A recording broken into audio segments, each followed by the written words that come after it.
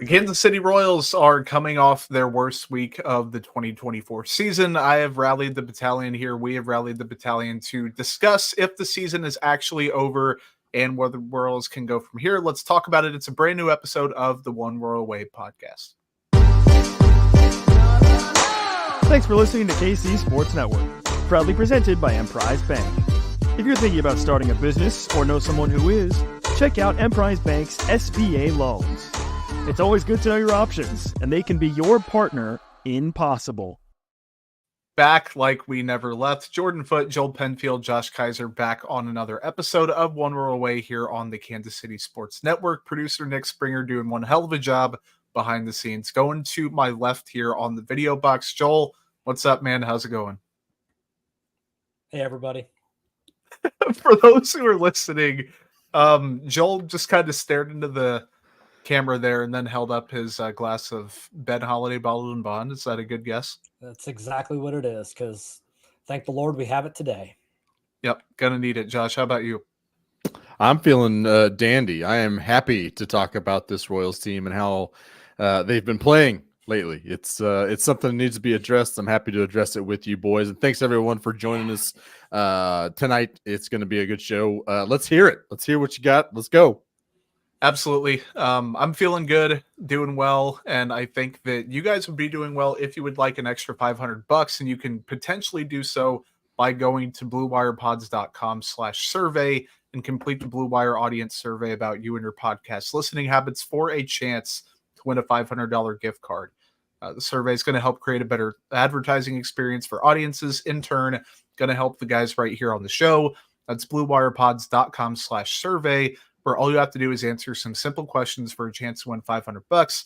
Make sure to read the full terms and disclaimer, plus complete the survey for a chance to win. bluewirepods.com/survey.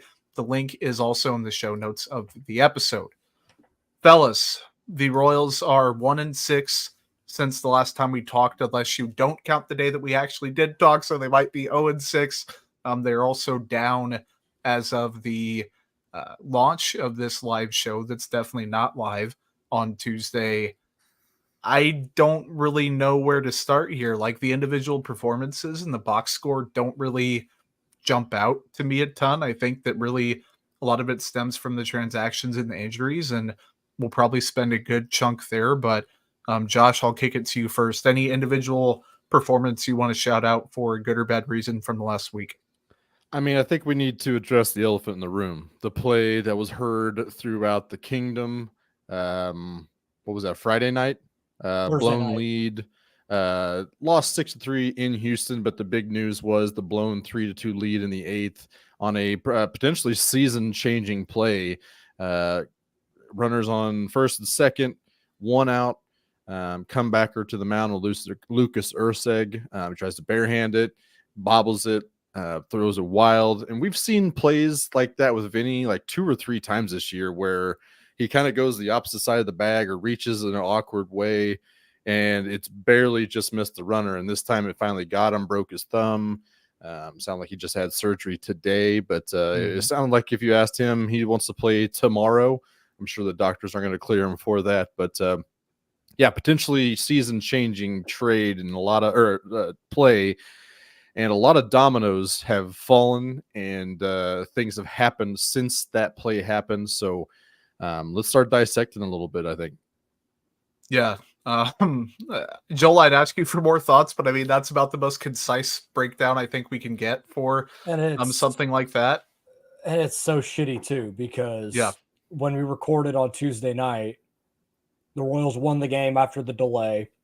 Mm-hmm. It put them in a tie for first place in the AL Central with Cleveland, dominated the first 3 games, and it was about as euphoric as you could have seen it between what the team, the people, everybody following the team, us, and any fans are like, holy crap, they're there. Like, this is incredible.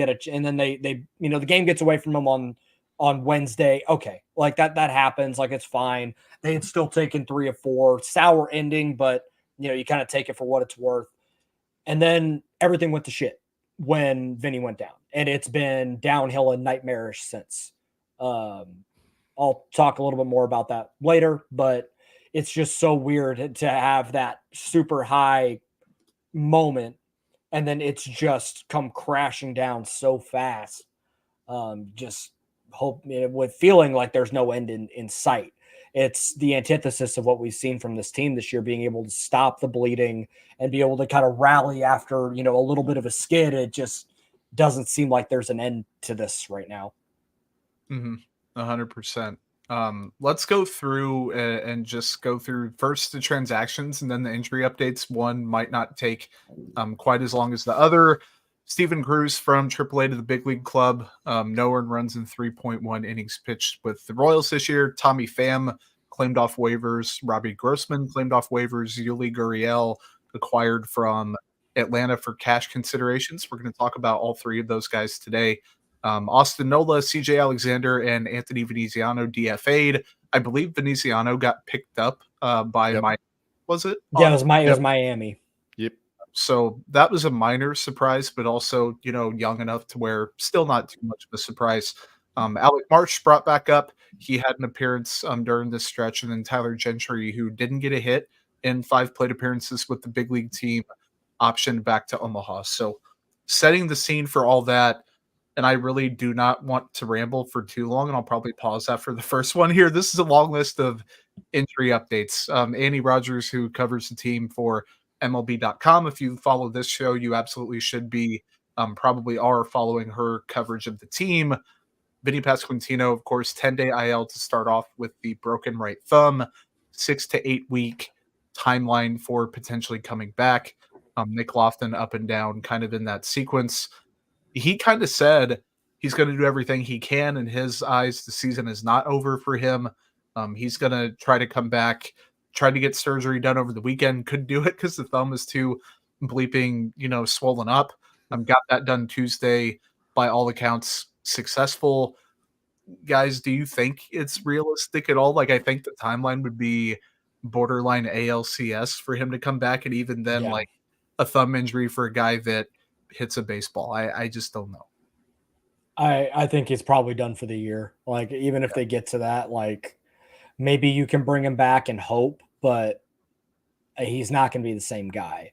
Like, at this point, it's probably better just get him healthy for next season, and hopefully he's able to pick up where he left off. It's not like a Joe Carter 92 World Series situation. Like, you can't swing a bat, and that's what Vinny does. Like, you can't – this isn't something that you can come back from week 5 or week 5.5 and expect to get good plate appearances. Like, he would be a detriment to the lineup if he comes back too soon. Now, I mean, I do believe him when he says that, he wants to be out there right now, or he's going to do everything he can to make it by the postseason. And he's got his own quote unquote timetable that he's kind of secretive about. I mean, I have no doubt that Vinny Pasquantino wants to be out there. If there were ever a guy on this team that I would think that would do literally anything to get out there, it would be Salvi and Vinny, are the unquestionable number 1 and 2. But it's just not a good idea to push this. And I just don't think you physically can. It's not worth it. So it is what it is. I mean, I think the 6-week timeline lands somewhere in like the middle of the ALDS.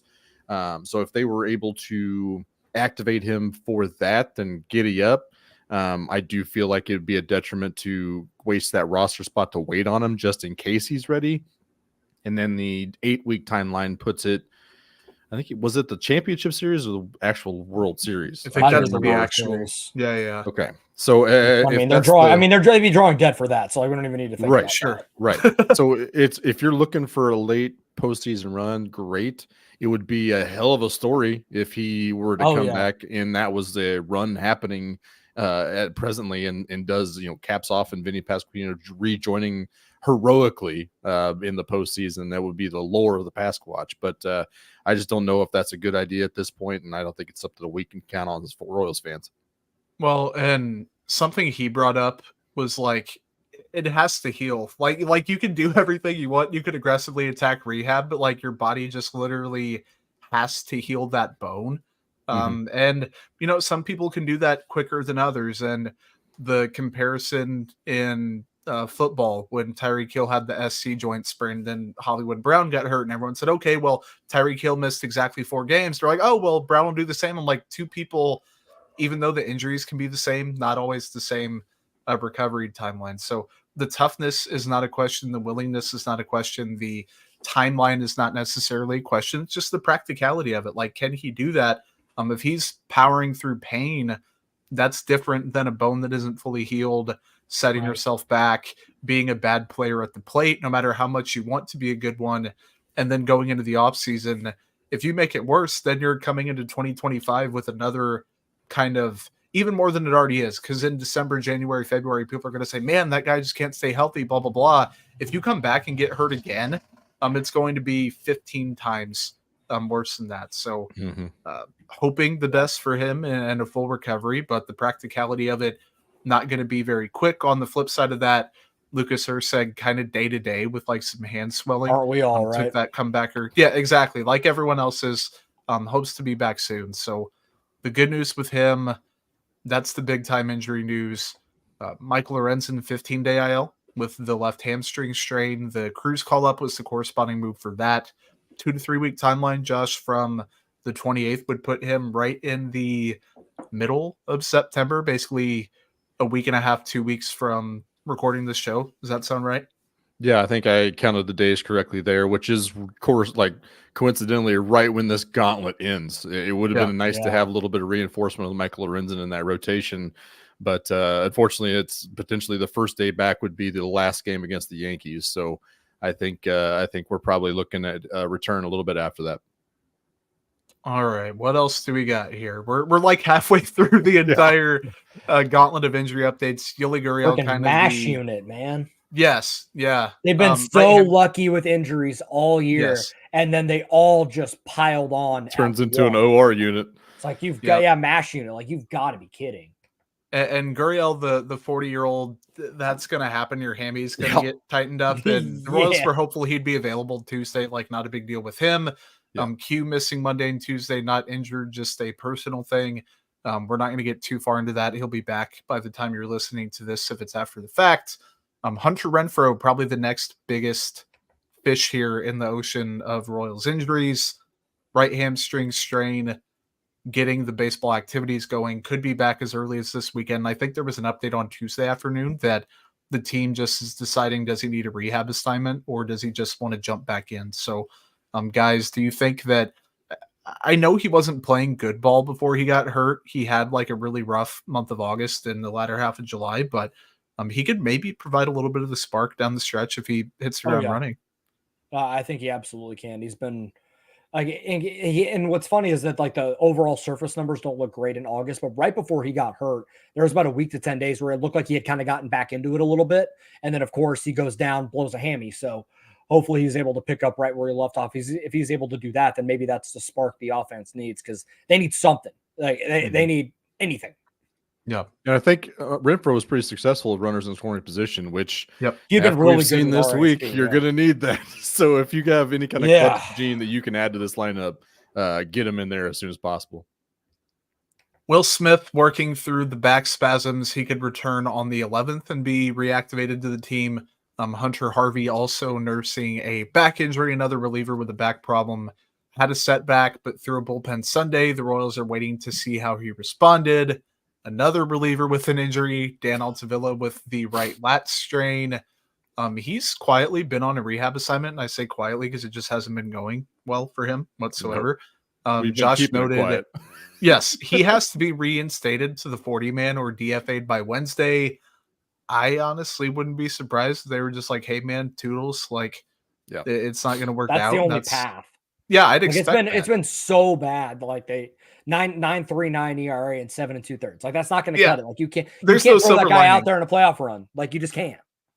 Yeah. He's not going to be helping the team down the stretch, and Josh Taylor isn't either. He's on the 60-day IL. We knew this was going to be the case. The left bicep nerve injury, making progress. The Royals want to get him back on a mound by the end of the season. That is vastly different from, hey, can you help us in October? Congrats for completing your comeback, right?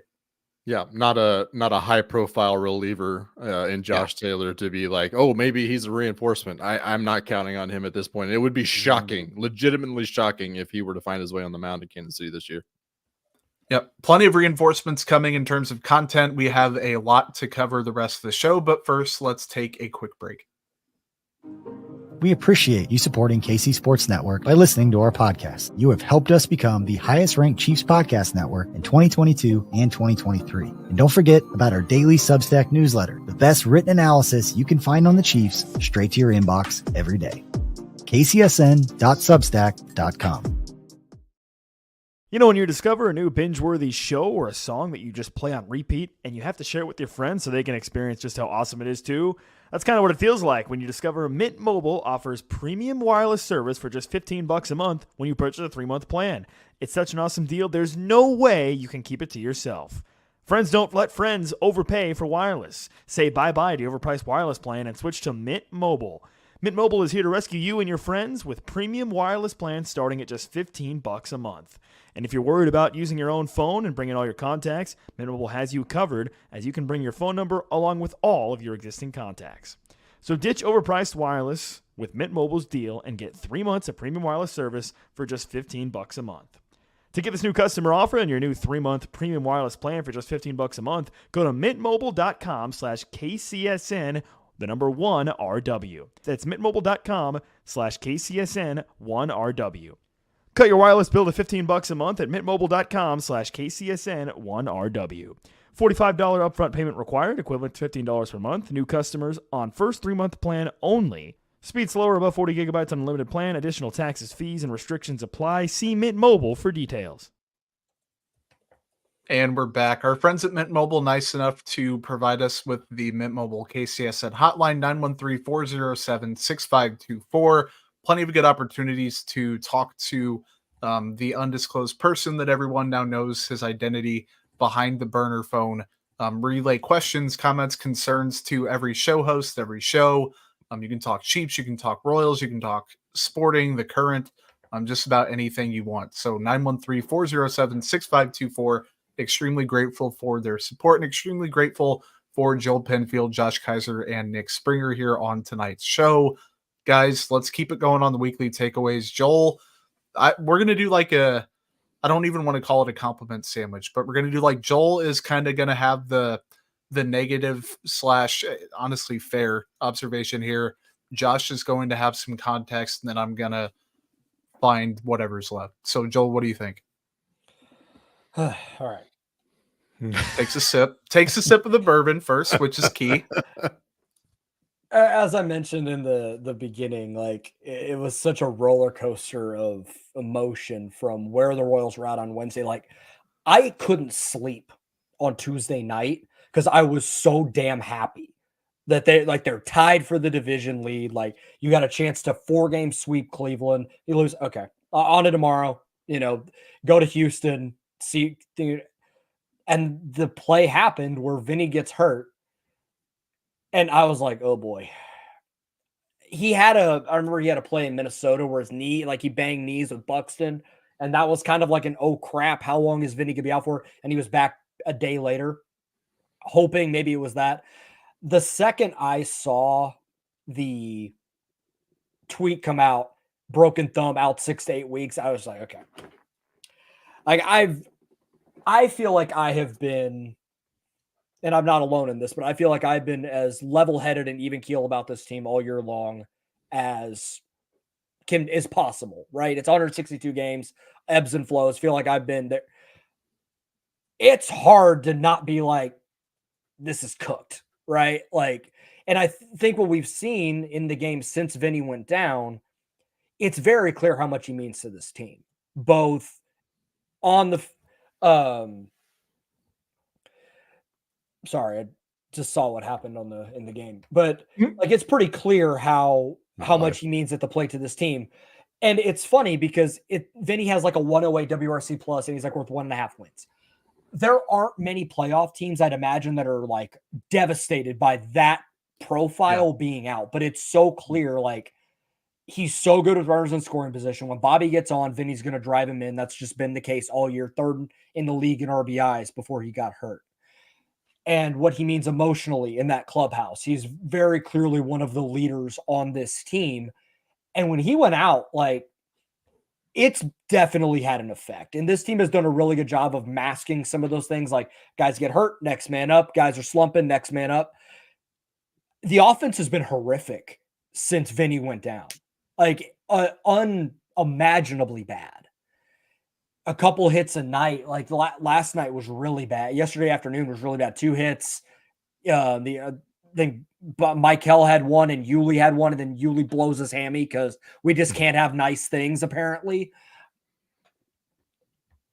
And like it's at the point where like Wacha gave up a 2-run homer in the 5th, and I'm like, okay, like on to tomorrow, I guess. Like we'll see. Like I feel it's so shitty because there's still a lot of time left. The calendar is kind of their friend. Like Boston has not played well during this. Like they've kind of gotten lucky that Boston and Seattle have not played well. And so they still have enough of a cushion that they can kind of like, if they can just find a way out of this, maybe, they're able to still sneak in, ass backwards into the playoffs through this.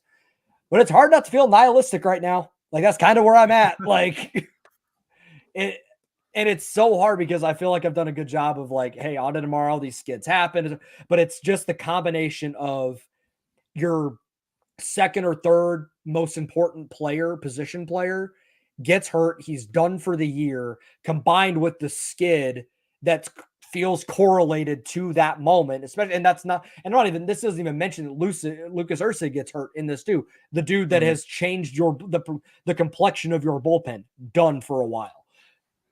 Hard not to feel like everything sucks. And that, maybe I'll come out of this. I understand that I am being catastrophizing and irrational. Like I get it. And I know that probably doesn't sound awesome on a podcast. This is just an opportunity platform to rant a little bit. But I know that like how I feel is how a lot of people feel right now. So I trust you guys to kind of talk us off the ledge a little bit. I know that Josh, yours is not necessarily as rosy as what Jordan is going to say. However, I need some hope. I just need something, man. I think the biggest hope comes in what you said. The calendar is their best friend. And the Red Sox, the Mariners, and who else am I looking for? The Tigers. Minnesota. Tigers have been surging. The Twins are right there. All of those guys are faltering. And so the Guardians in there. The Guardians should be running away with this division considering what's happened in this last week. And they haven't done that. So the Royals are definitely in a position to capitalize on things, and a 6-game, potentially 7-game losing streak after tonight could sink a team at this point. The Mariners pretty much did that at this time last year. So it's just been done last year, but the calendar is their friend. If you're playing badly in a gauntlet schedule like they currently are, you're hoping that the people that you're chasing or are chasing you are also playing bad. And that's where we are right now. So silver lining, spin zone, everybody sucks, not just everything. Everybody sucks too. Well, and I promise the season is not over. They entered Tuesday with 2 games left to play against Cleveland. Obviously that's going to be 1, then 3 against Minnesota. So 4 conservatively very, very important games. They entered Tuesday 4.5 up on Boston, 5 on Detroit, 5.5 on Seattle. Boston matched the Royals by going 3-7 in their last 10. Minnesota 4-6.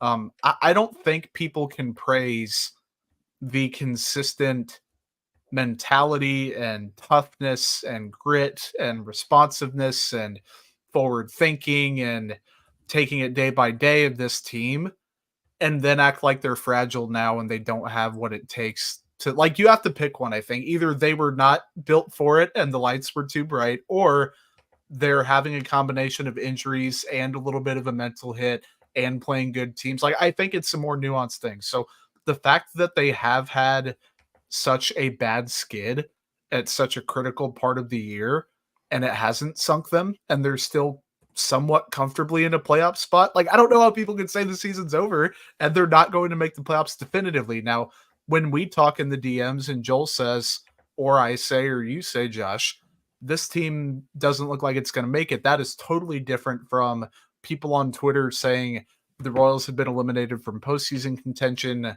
The team absolutely is not going to make it. It's just factually inaccurate. Like, right now they are in a postseason spot. If they get one and done in the playoffs, then so be it. But I just think that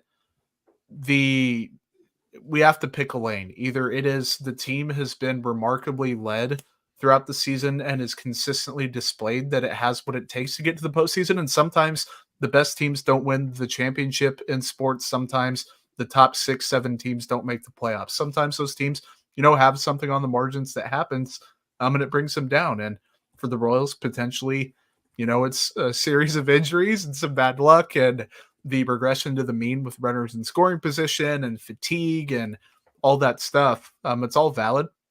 And I think that they absolutely could miss the playoffs. And right now, I don't feel tremendously confident that they are going to make it, but they could be in a much worse kind of spot, I think, than they are right now, even though it does kind of suck. So yeah, 100%. That's my little soapbox. It's another situation where whether you believe that they're good or bad or deserving or undeserving, you're right. I mean, they're not playing well right now. Also true is they are, if the season ended right now, they are postseason bound. And you may feel bad them going into the playoffs with their current position, but there ain't going to be one soul that is jeering when they actually clinch that playoff berth, when and if that actually happens. Sure. So we can get all those negative feelings out now. Let's hit the ground running when the Royals start to stop this bleeding and let's get behind the boys again. But just kind of further contextualize just how bad things have been, I wanted to look at a little bit, and it kind of reminds me of what they've kind of done all year, is just this offense has not stood up against postseason bound pitching very well at all this year. Yeah. There's 729 OPS versus playoff team pitching staffs on the season. That ranks 8th out of the 12 playoff teams right now. And since the All-Star break, it's a 725 OPS, which is 9th. And over the last 2 weeks, do you guys want to guess their OPS as a team versus those kinds of players or those kinds of teams? Not good. 686. So good call. That was 10th out of 12 teams. Now let's do the better part. All season long, they've been one of the best teams, runners in scoring position against playoff teams. They've also been pretty good. They've ranked 5th out of the 12 playoff teams with a 757 OPS. Since the All-Star break, 530 OPS with runners in scoring position. That is dead Since last the All-Star among those break? 12. Since the All-Star break. Against playoff Correct. teams. Okay. Yeah, against playoff teams. I was like, hold on. Okay. This is all a caveat against no, those like how they win those games. Like, my what the brain hell? just went in a different direction. I was like, there's no way. Okay, that makes more sense. Got it. And in the last 2 weeks against playoff teams, which has been the Probably majority of their schedule, 150 OPS, 467 OPS against playoff teams last week. It was bad in the Cleveland series. Like they were winning those games, but maybe that was kind of the canary in the coal mine that this was coming. Yeah, so they've been like Nicky Lopez against play. That was uncalled for. Why? I don't know why I had to pull that. I don't know if that was uncalled for. They've been like the entire Chicago White Sox that are continuing. Did you see the clip of that? By the way, yes, I did tonight. Yeah, the White Sox just went full White Sox. They're about to lose their 100. So I guess like some perspective here, like this sucks right now. The White Sox are about to lose their 110th game on September 3rd. So like, I thought that was the pace. I didn't realize that's where they were. No. They're I'm pretty sure they're about to lose their 110th game. Let me confirm, but I'm pretty sure that's where they're at. I mean, this is where that's where we've come. I just want to make sure that I read that correctly. Yes, tonight they will after tonight they will be 31 and 110. Oh my god! I mean, with a negative. Well, currently it's showing negative 310 run differential. They are currently losing to. They lost 9-0. So yes, the game is over. They are all Orioles, 31, right? Yeah, 31 and 110 with a negative 319 run differential. Jeez. I mean, that is worse than the Royals have been the last few years, but it just seemed like there was such a drastic gap between what I'm seeing from the Chicago White Sox this year and what I've seen from the Royals over the last 3 years. So it is good things. Again, we can contextualize and say coming into the season, the expectations were much lower. We were expected around 500. Now we're expected to make the playoffs and hoping that the floor doesn't drop out in the last month of the season. So it is quite a drastic change of this season, and this offense needs to get it in gear, especially against playoff teams, because this rotation is still good enough to go in those postseason runs. The bullpen has plenty of holes, if not all of them being holes. So at this point, we just got to enjoy the ride, hope for the best, and try to look for the positive, try to spin some things in a little bit of a positive way, and just see where we are in a couple weeks. You know who I thought they would be coming into the year? The Tigers. I thought the Tigers would be the Tigers, like 500, a little feisty, and I thought the Royals would be right there. Like maybe they win, they flirt with it. They're a little bit below, but they remind people that they have good things worth looking forward to. And thank you so much for the comment. The game is not overly entertaining. We have been box score / ball and play outs, StatCast and game day box score watching. So definitely not fun. Josh, I am very intrigued though. Moving on to the player spotlights. You and I are going to highlight 2 pretty new players to the team.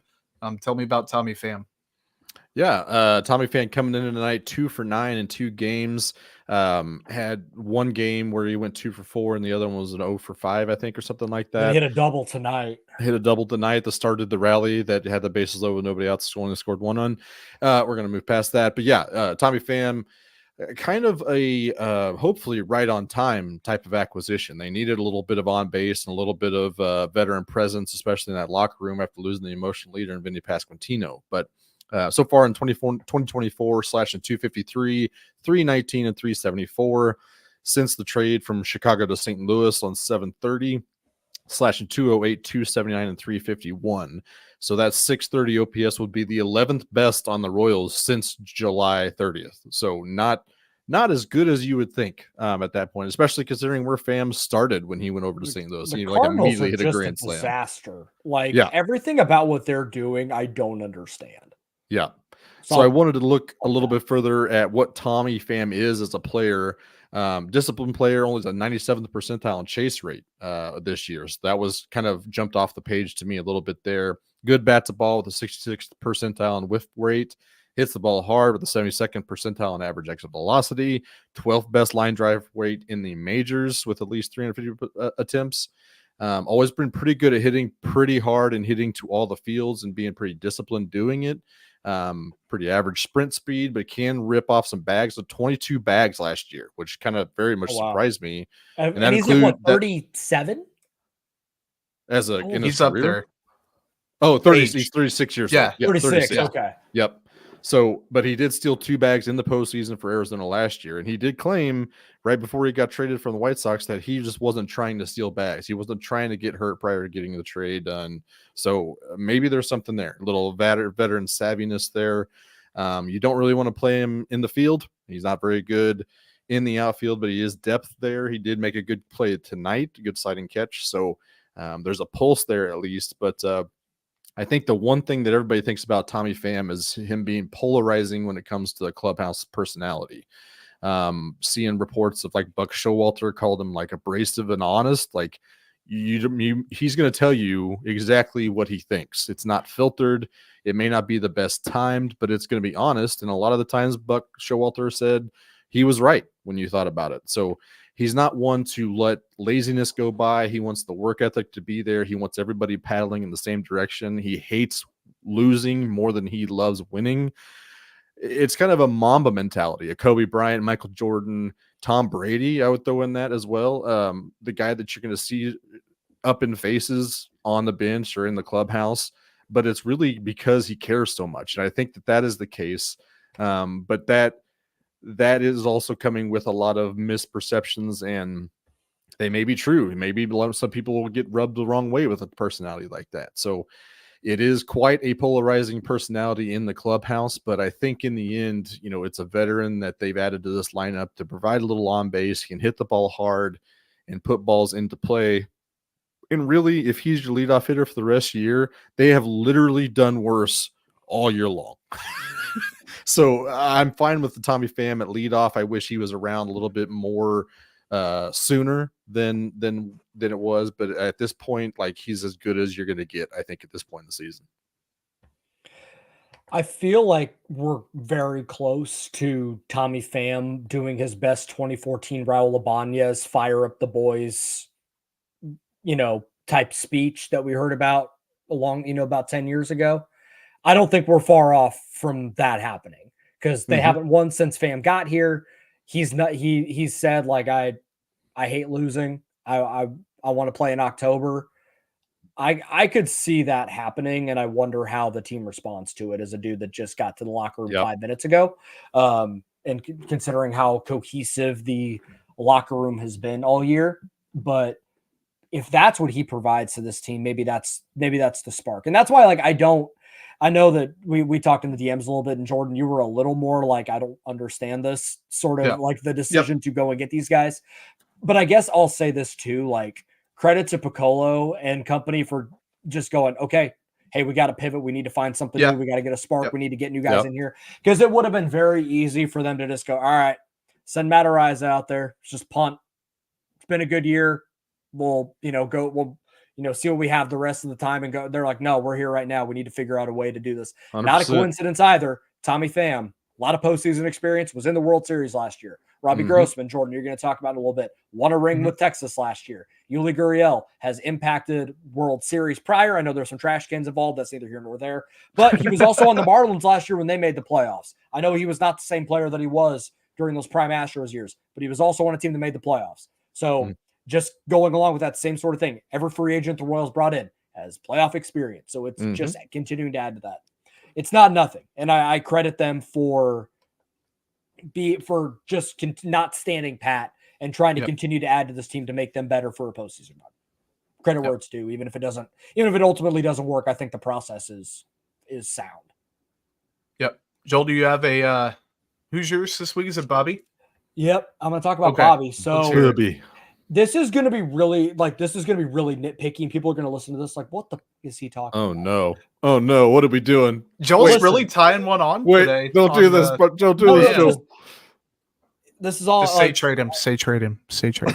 Waive the no trade clause in the off season, of course, not right now. Listen, like, again, this is super nitpicky, but in this time in the season and what's going on, you need your superstar to step up.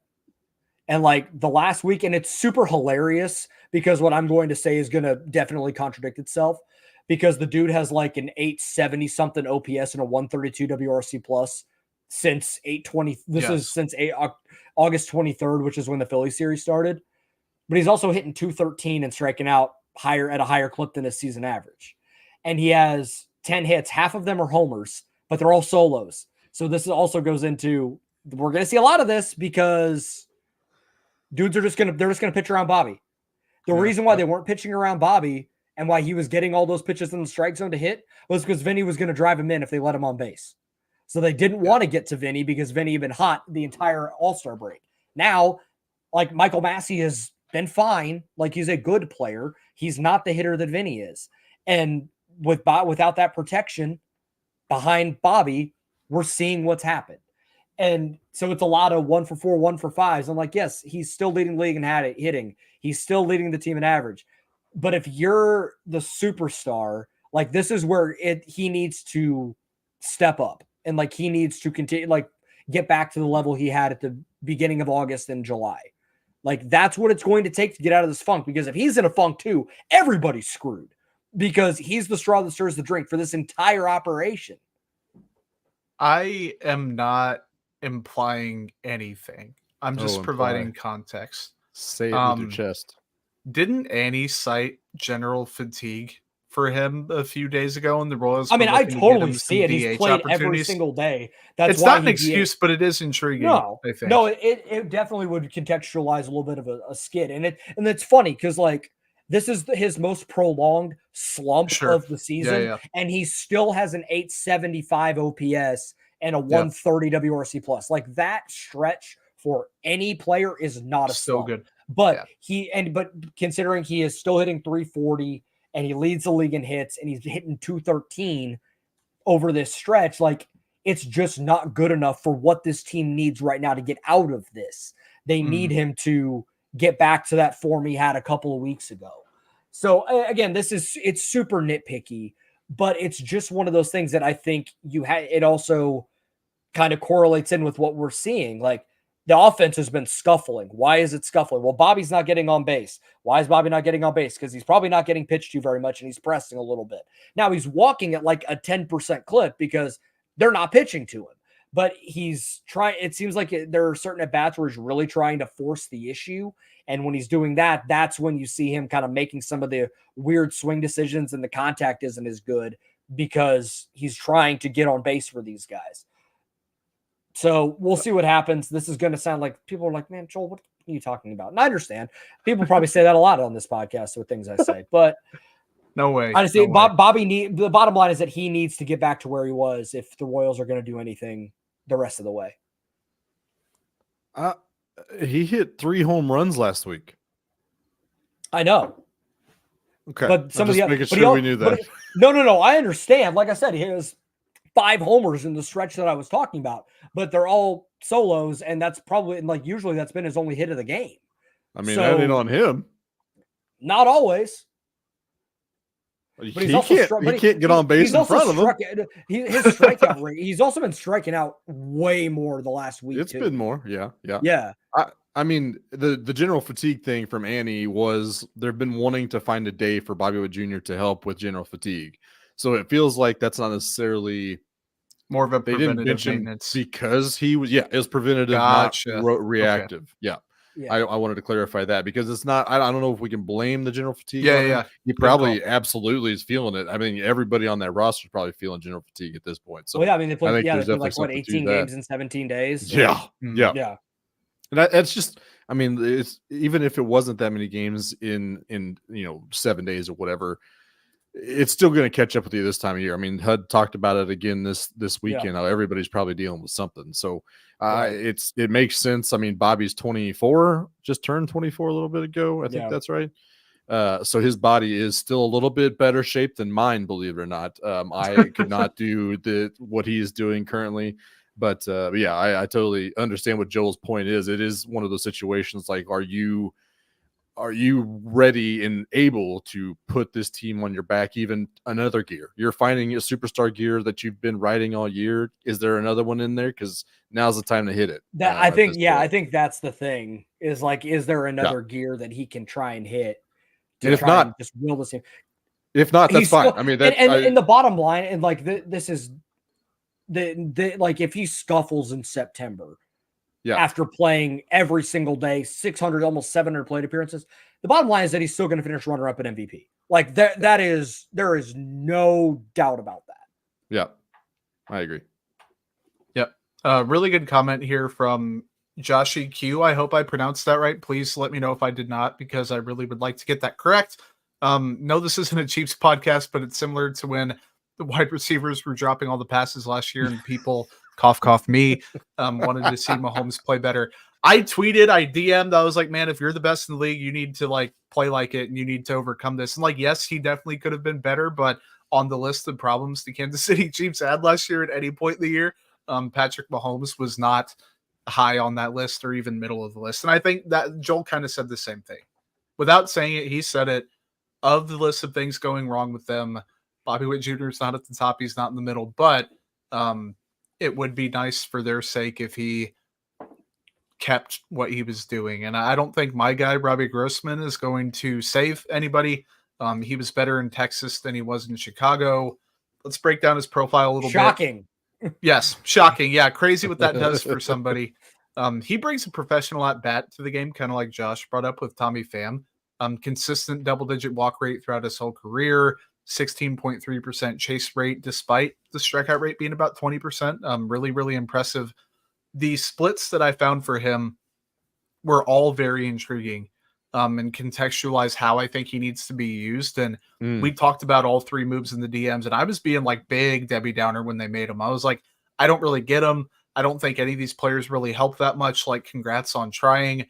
Then thought about it, and I think like in very specific situations, there is a path for all of them to make some sort of impact. So Grossman, lefty specialist this year and for his career, 137 WRC plus, 825 OPS versus lefties this year, 45 WRC plus against righties, career 127 to 92 split. So there's that.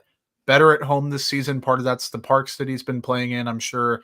118 WRC plus at home, 74 on the road. The Royals and their cheating scandal obviously will help with that when he's at Kauffman Stadium. So that's going to be nice for him. Thriving at the designated hitter spot. Best strikeout rate, on base percentage, slugging percentage, OPS, weighted runs created plus at DH. He also has his most plate appearances there. this season. And then something that I didn't expect, at the top of the order, he's been really proficient and efficient compared to everything else. 115 WRC plus 120 at the 1 and 2 spots are 2 of his 3 highest this year. And he does better without runners on base. And it's very, very like stark of a difference. So what he struggles with, he doesn't give you any power at the plate. The barrel rate sucks. The hard hit rate sucks. The bat speed's slow. The exit velo's bad. The batted ball numbers are kind of straying from his career norms. He's topping the ball a lot. Medium contact rate, like a bunch of red flags have been going up. And then he's hitting 088 against off-speed pitches. So I think the game just really has sped up for him at age 34, and that's okay. And then he doesn't give you any value in the field or on the base pads. He has 0 runner runs and -4 outs above average. So net neutral on the base pads, negative in the field, no power, quality of contact is diminished. That sounds very, very bad. But he does bring positives, and I think he needs to be utilized in a very specific situation. You DH him towards the top of the order. You put him in the 8 hole where he's been good. He can be useful when facing lefties. He's been really good at home. I think Kauffman Stadium plays to his strengths. So he can be used. I don't think it's going to be a ton. That's kind of been reflected since he came over. The Red Sox are losing. The Twins lose again. That's a live update for a definitely not live show. Lucas Erceg is pitching, so that again kind of showed like things just changed very quickly in baseball. And I think that we've had a few examples of that. The injuries, him coming back after we started this podcast less than an hour ago. And then the Chris Bubich thing a couple weeks ago where I was like, man, he's been really nails and he looks really good. And then ever since then, it's been bad. So things change quickly. Robbie Grossman is also an example of that. So that's who I got. And I think that I liked the acquisition of him the most out of everyone because he had a very, very, very clear deployment kind of advantage. And I think that still kind of applies. So very long road to a short path, but coming up on Cleveland. A team, yes. On a one team. more thing on the Grossman thing. Yeah. It is a matchup against lefties where Garrett Hampson was your best option coming off the bench most games. And if that is the case, then that is a major hole that needed to be filled. And a team that's willing to dive into shit like that and actually take 100%. advantage of it.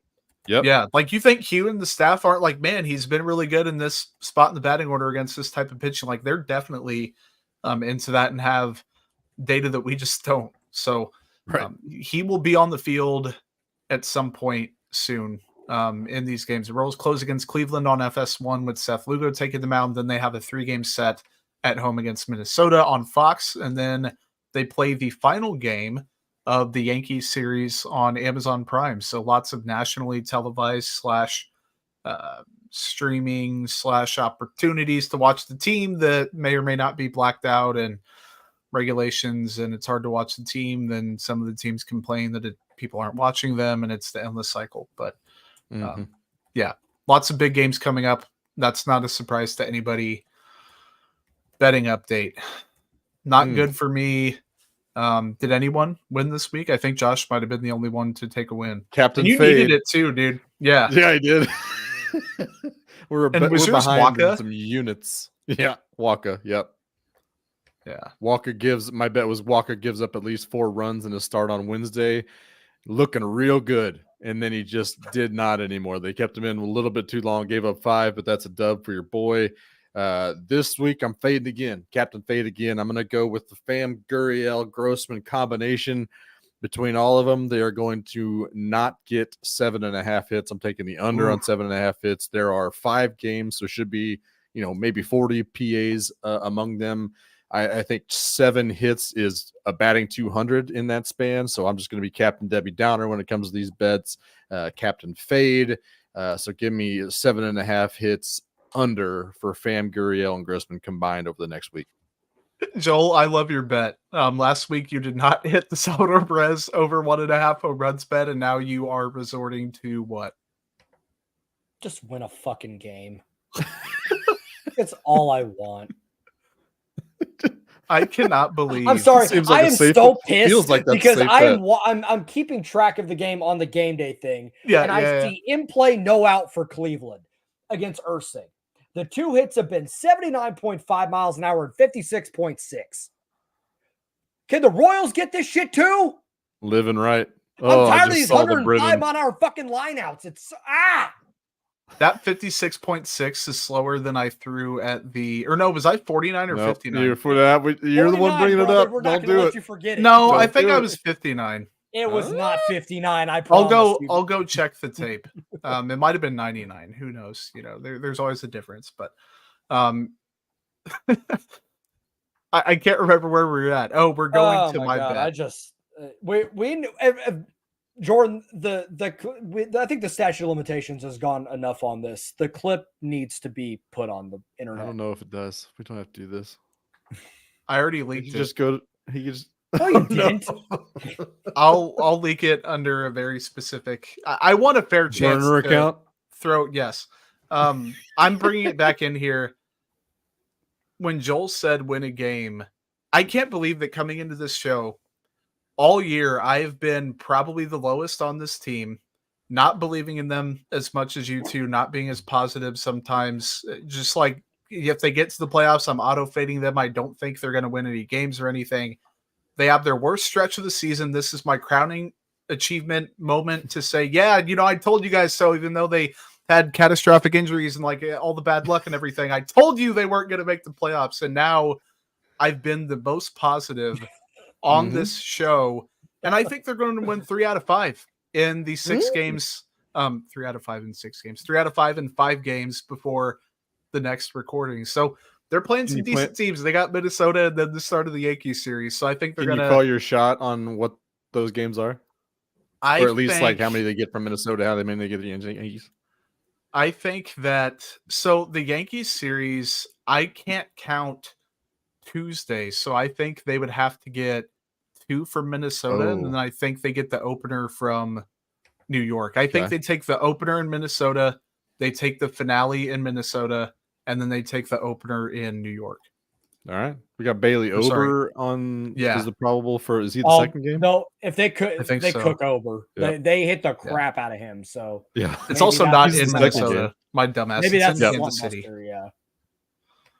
Yeah. Gotta love it. Do we hit minor leagues this week on the way out? I think we should. We can breeze through that. There's some notable things happening, so I think it's a good idea. Josh, go ahead and take Omaha if you want. You put together some really good info. Omaha's 31-26 in the second half, which is currently 5th in the International League West, plus 40 in the run differential, but they did win the first half. So they are automatically playoff bound. The team that's leading the International League West right now is the Columbus team. That is the Cleveland Guardians AAA affiliate. So we could have some a fun rivalry from AAA up between Kansas City and Cleveland over the next few years.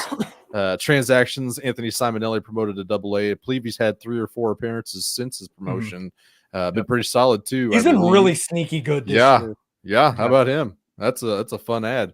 Chris Brito completely surpassing AA. He got promoted from Quad A right up to Omaha, and even more so, Stone Russell, catcher, promoted from the ACL rookie ball. I think I saw Preston Farr tweeted he was like the 20th round pick from 2023 or something crazy, and now he's in Omaha. So that was quite a leap for Stone Russell. But I also saw that he has a couple hits that have just absolutely been peed upon, if you will. So shout out to Stone Russell. Just missed being the premier crop of draft picks there. Yep, the 20th round, not super flashy. Yeah. But with the Vinny Pasquantino injury, I wanted to spotlight. Saw Nick Prado. A lot of people thought that it was a given that he was going to be the guy, and instead they went with a 40-year-old Yuli Gurriel. So I was kind of interested in seeing what he did. This last week, he was 5 for 14 with 5 singles, 1 walk and 4 strikeouts, 729 OPS on the year, 11.5% walk rate, 29.7% K rate. But his expected stats are a lot worse. His expected OPS is 637 with a 31.5% whiff rate. His exit velocity average is 87.4 miles an hour. And his average degree of launch is 18. I tweeted something about it earlier that is very similar to what I think Paul DeYoung is currently happening. So with the learning curve between AAA and the majors, I feel like it is a similar profile, and those margins for error are very razor thin in those kind of profiles. But definitely not the kind of Nick Pratto line that you're wanting. If you're the Royals, you're definitely wanting him to step up a little bit more. I just don't know where his future is from here. But at this point, he got picked to ride the pine instead of come and save the day. And they went for the Yuli Gurriel, 40-year-old guy in AAA. So very interesting move there, and we'll see what happens to Nick Pratto in the future. But that's where he is in Omaha. It's the Vince Carter meme at the dunk contest. It's over. Yeah, I mean that's kind of like if they're going to go and pluck Yuli Gurriel from AAA in Atlanta, I think that says quite a bit. Wasn't he like fresh off the IL or some shit too? Like he wasn't. Yeah, like he had just gotten out with a hamstring injury, coincidentally enough. Yeah. Weird. Did Nick Pratto even get an at bat when he came up, or was it just the pitching? Don't think so. Then he went right back? I think it was just the pitching. Yeah. That's tough. But I think it says where they're at. They saw what they needed to see last year, and that's why he's been in AAA all year. Mm-hmm. Yep. Joel, who you got? All right, Eric Sarantola, who just got called up a couple weeks ago to Omaha. Always been a guy that's intrigued me because of the strikeout stuff that he has. The walks have always been an issue for him. He's definitely a reliever at the big league level. Since moving to Omaha in 8 appearances, 9 1/3 innings, 13 strikeouts to 3 walks. So the walks have mitigated a little bit. He's gotten hit around nearly a hit an inning. But for me, like the strikeout stuff is really what I care about here. If he can prove that he can continue to punch guys out and mitigate the walks, then I feel pretty good about his path as a reliever for this team, possibly next year. Not going to be first guy out of Omaha, but certainly someone in a pinch you could go to and provide some strikeouts that this bullpen really doesn't have outside of Lucas Erceg and maybe a Carlos Hernandez. So just a name to keep an eye on for 2025, and glad he got up to AAA here. I've got Noah Cameron, the number 12 player in the pipeline rankings. He has been really, really, really good this year. 11.64. God, let me put the crack pipe down. 1.64 ERA. That's what I get for reading directly off my sheet and then sticking the one key. It's a 1.64 ERA with a 2.87 FIP in AAA. 46 strikeouts to just 8 walks in 38 innings. He's just been absolutely fantastic and had another really good start on the final day of August. 7 innings, 5 hits, 1 earned, no walks. Man, I'm tired. And 10 strikeouts. He's been fantastic, man. Just nothing short of brilliant.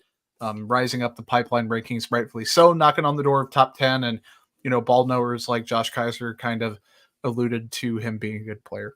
So, I mean, I saw today that he is Rule 5 eligible this year. So we could be definitely seeing a Noah Camera edition in the offseason, which I don't think I would have had on my bingo card coming into the year. He's been really good.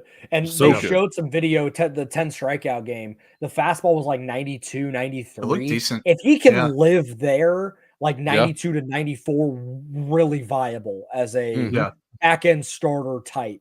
I'm very, Chris very Bubich intrigued type. by what he's done. Yeah. With his breaking and off speed, I think it could be a thing. Be that, yeah. AA Northwest Arkansas, 2 weeks left in the season, 27 and 29 in the second half. AJ Block got promoted from High A Quad Cities to AA, and then Nicholas Regalado from A ball to AA. I've got Luinder Avila, who is the number 27 player on Pipeline's rankings. Got off to a really good start. I saw that he had 4 perfect innings when we jumped on the recording to start the show. 3.86 ERA, 3.89 FIP coming into Tuesday in AA. 73 strikeouts to 40 walks. Didn't make an appearance for like over a month. Was out for quite a bit. Came back on the 29th of last month, so a handful of days ago. Obviously came back again on the 3rd. 2 innings, 1 hit, 1 strikeout, 1 walk, 1 strikeout. So good return for him, and then kind of building on that to close out the season. Good for him, and a guy that could be rising up as he breaks into the pipeline rankings, and then coming off a good year, depending on how he starts next year. Josh can maybe crack that top 20 or something like that. Yeah. Speaking of cracking top 20s, let's talk about Carter Jensen again, because my boy hit a salami and 2 trips this week in Northwest Arkansas, which is by far the best he's done in AA so far. Top 5 group chat moment, by the way. We were all like, Josh deserved this, man. It's been a rough week. Josh deserves this. I needed it. But just a 687 OPS in AA so far, so not necessarily what you want to see from a guy that you're hoping to do a little bit more. But keep in mind, he is still young. Wanted to point out that he's been behind the plate for 172 2/3 innings in AA. He has 4 errors and 3 passed balls, whereas 406 innings behind the plate in high A with just 5 errors and 4 passed balls. So under half the time, he's already almost there. Not necessarily what you want to see from a guy, but I think his writing trait was always going to be his bat. And if that's still the holding to where we think he could be, then we should be all right. So shout out to Carter Jensen once again from your boy Josh Keiser. What a guy. Joel, who you got? Luka Tresh, second round of AA this year. Actually 2.5 essentially, because he got a little cup of coffee there in 2022. But slashing 262, 344, 454. Pretty decent slug there, 123 weighted runs created plus, 13 homers in 88 games.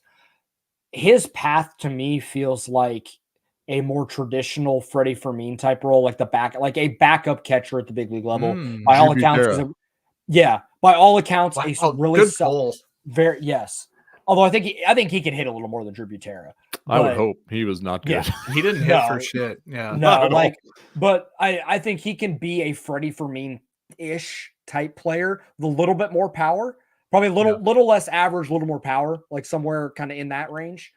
And I think he could carve out a hell of a career doing that. He's only 24 years old, so he's got a long runway. I was going to ask. He's going to go. Yeah, he'll go to AAA next year. He could be a sneaky 40-man ad if they move on from a Freddie Fermin for value reasons. That could be, but someone to keep an eye on that in the next year or two is going to get big league at bats. Like it's not going to be every talking day. About him for like 5 years.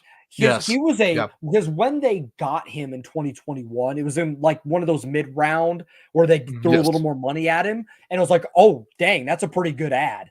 And he's been just steady, solid. Wasn't awesome last year, but had a much better go at it this year. And again, a kind of a prospect heavy league. He's going to be in that kind of 40-man holdover AAA, next year. And if he continues to hit, he's going to find his way in the big leagues, starting once or twice a week. Yep. He's going to be fun, man, I think. And Blake Mitchell is going to be a fun one. Up to Quad Cities, almost cracked a home run on Tuesday night. Quad Cities 34-26 in the second half of the season. First in the Midwest League West. They had a 5-1 week against Wisconsin, outscored them 41-17. Wisconsin was first in the league entering the series. So coming into the final week, Quad Cities riding high. I have got a Jack Caglione update, which is mandatory. 115 WRC plus on the year.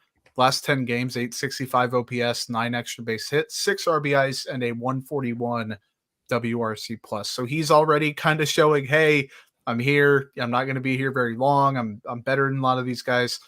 He is bouncing back from, I don't even want to call it a bad pedestrian, maybe a little bit of a stretch. So Caglione, the first round pick in 2024, is settling in. Joel, who you got?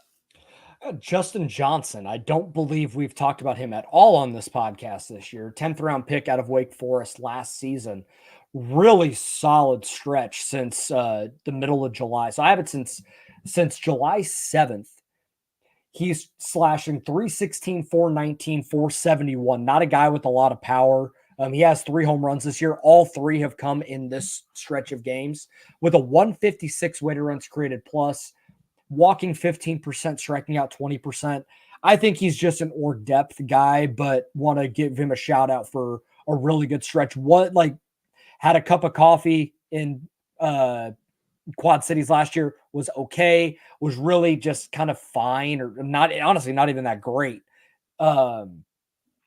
before this stretch here. So it seems like it's the light bulbs kind of come on for him, and someone that'll probably go to Northwest Arkansas next year. And if he continues to hold his own, maybe he's a name that kind of pops up out of nowhere, but wanted to give him a shout since we haven't talked about him this year. Yeah, speaking of a guy that's kind of popped up out of nowhere, it happened last year with Trevor Werner. Had a solid week this last week, 619, 2 doubles, 4 walks, 5 strikeouts, and a stolen base. Since the All-Star break, he's rocking an 858 OPS. Slug is up, but still not as much as you'd want it to, especially considering how bad of a start he had. But he has been on making a lot of really good defensive plays, which that was one of the bigger question marks about him coming into the season last year as the Royals kind of drafted him. But I was looking at the lineup that they rolled out, the Quad City River Bandits rolled out tonight. Justin Johnson leading off, Spencer Nivens, who is white hot in the 2-hole. So good. Cags at 3, Trevor Werner at 4, Carson Rock at 4 to 5, Blake Mitchell at 6, and then Dickerson Kulassingham. I've never heard of that name in my life, but he's there. Just call him Sammy K. That's all I know. Kulassingham. Okay, Sammy K. I watched a damn YouTube interview with him. Damn it, it is Kulassingham.